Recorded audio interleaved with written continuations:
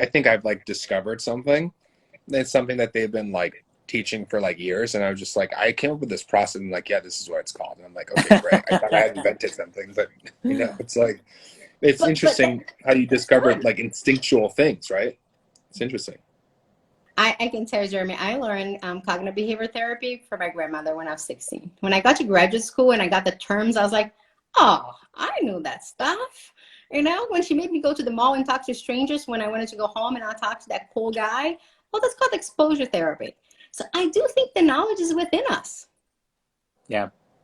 I think so too. I think it's like that self-discovery is like basically a lot of, I mean, that's what psychology is. There's like identifying the principles that like how our mind's made up, right? As humans, it's like it's a science, which obviously stems from discovering things that are actual real within us, right? And I think like if you can unleash those, like that's where it really becomes interesting. That's why therapy really worked for me. It's just like, I get things get explained to me in a way where, it's like these aha moments where you start to see things differently, and all of a sudden everything changes just by looking at something differently. Like I think a lot of times in our society, context is lost in a lot of things that we do, and I think that when you can clarify that context in a lot of things, like you can get through a lot of situations, and that's really what's helped me a lot with my anxiety is like context. A lot of times I'm like, this comment online or whatever it is, like what is the context? Is that comment worth as much as someone walking you on the street? Is it worth as much as like your family member, your friend, or whatever it is? It's like there needs to be context, like in answering any question in the world,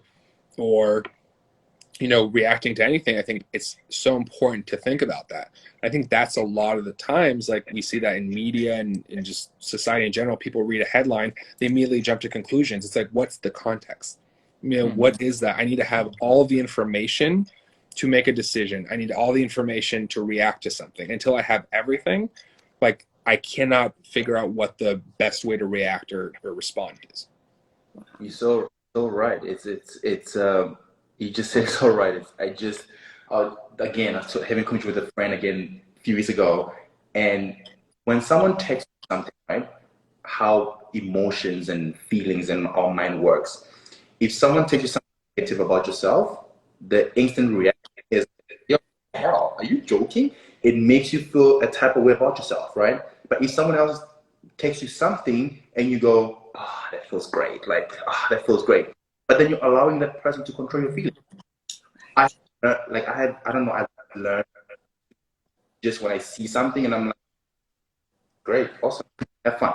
I just like shut it down. Or like if something happens, my way to just get things like I said is like embracing and also dancing. Dancing is my key. I play music and also it's like there's a song that will resonate with that feeling at the moment.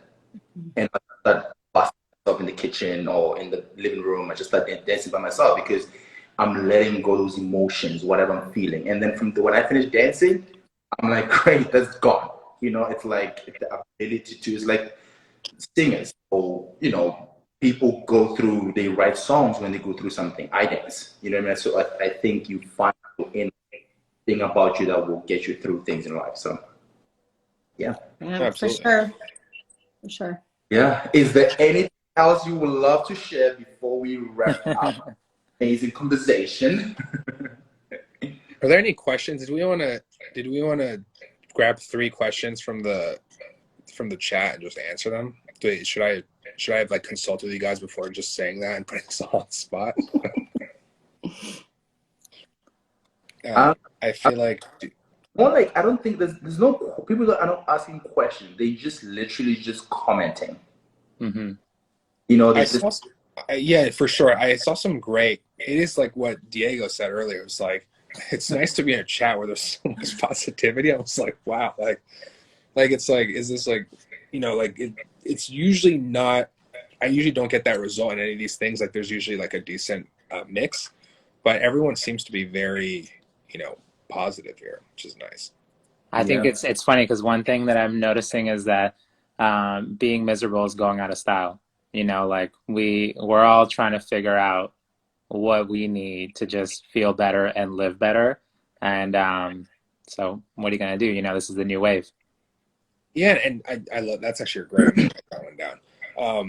I think that also like if anything, the last year has taught us to like look forward and look to the future more so than anything. And I think that is, I think the pandemic taught us to think in the present and to think in the future, and kind of not as much hold on to the past, which was it's weird because like we're coming out of this and like a lot of my habits, I'm just like, is this restaurant still open? Are these people still living here? Are these people still working at this place? Like I feel like we have to like learn again like what our daily lives are, you know, as we're going back out of it. And I think that was a very interesting thing to think about. Is like before I was just living in the past so much. I think a lot of us were just like dwelling. Now it's like, okay, we're in a situation. How do we get through it? How do we move forward in the future? And I think, I hope that's a way of thinking that really stays with all of us, right?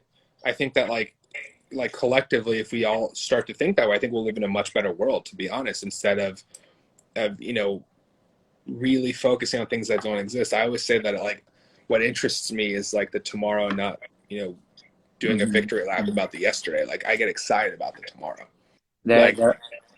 There was one question that I just saw, and there was somebody just asking what style of meditation I do, and I do Vipassana meditation, and I'll write in the chat the website that you can access it from. Amazing. What is it? What is it called? It's called Vipassana. Oh, I didn't know that. Actually, I didn't know that. You did tell me that. I remember now. Yeah. Yeah. And it's an old style that comes from Myanmar, taught by S.N. Goenka, and there's a lot of different Vipassana styles out there, but that's the particular one that I do. And it's at dhamma.org, dhamma.org. You can find more information about it. I'm gonna try that with you one day. I want to. Dude, let's do it. It's hard, but it's massive results. Well, thanks for the invitation, by the way. So it's all good. Hey, lastly, since it's a part of the one-to-one series, is there someone in your life who showed up for you during this times that that made a difference? And if they did, what did they do? You'd love to share. I will start that. And I lost my mom this year in January, and I went through a very rough moment where I couldn't even go home. So that kind of messed with my head. And one of my good friends, a dancer also, he's been my friend since, I've been on the show. And I think it was not like a moment where he said something to me or he did something to make me feel better. It was that knowing in my head that he's always there for me, regardless of judgment, without any pointing fingers, just knowing that he's always there. Like that gave me comfort. So that's what happened. So Jeremy, what about you? Well, it's interesting. So when I started medication therapy I started about a year ago. And, it was difficult for me to talk to my family about it. And I ended up speaking to my mother about it and realized that my entire family is medicated. So it was actually a really like nice thing, ironically, to be like, oh, so we're actually all in the same boat. And that was actually a nice thing that made it feel more, acceptable to a certain extent. I think we seek some sort of validation from our families and our friends, right? So I had gone pretty much every form of that except from like my actual family. I realized that I'm the third generation of being medicated. So I was like, okay, well, clearly it's in my blood. So I was meant to do this anyway. For me, I think, honestly, it's been, my wife, she's always coming through in the clutch. She's a serious meditator too, and we kind of just lift each other up through all of this, and especially during the pandemic.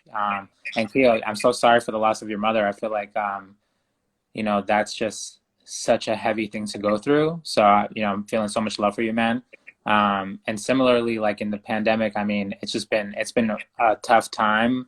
I lost 2 uncles and an aunt, and it's been serious, and in Ecuador, the pandemic has been devastating, but it's a very small country, so we don't get that much news coverage. But I think riding all these ups and downs with my wife and just having that pretty active support that we give each other has made a massive difference. Awesome. Dr. Luana. Sure.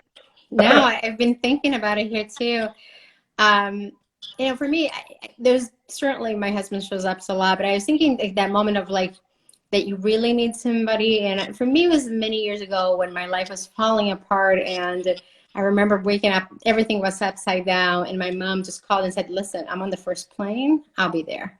And that thing of not asking questions, right? Yeah. Just sort of showing up. I think that's what this is about. I think that's what I hear you guys doing, is just showing up for somebody, and being there when they need the most without questions asked. And that really can be helpful.